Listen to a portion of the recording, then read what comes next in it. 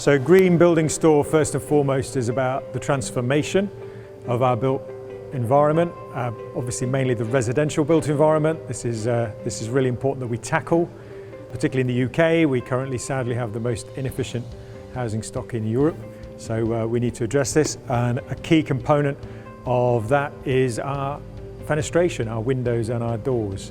So when you're looking to deliver thermal performance for windows, you need to be looking at reducing the amount of heat loss, and that's typically through the glazing, but that's also to do with the frames, and that's quite important.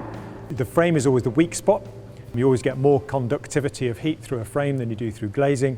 So again, those are the kind of details that we need to watch out for. Critical components, first and foremost, is where the frame sits within the wall. So in this particular wall build-up, we've actually got the window sitting comfortably within the insulation zone. That's really important. If we don't do that, then we could end up with what we call a thermal bridge or a thermal bypass. The second thing we need to think about is the exposure of the frame. So this is a detailed section, but as you can see, it's incomplete.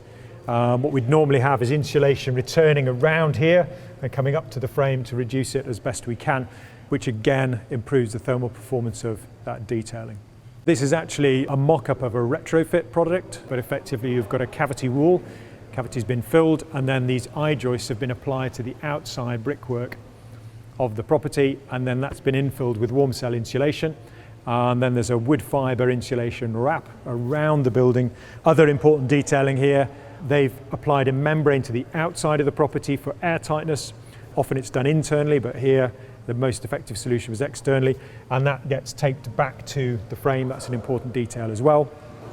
You can see some of that coming under the sill. And there's some other sill details which aren't present here, which is just to do with making sure that there's no condensation and so on allowed around the sill area. But ostensibly, the frame has been put into position. We typically have a 15mm gap for expansion and so on, then that's sealed up, and then there would be further seals and trims placed on the inside of the property.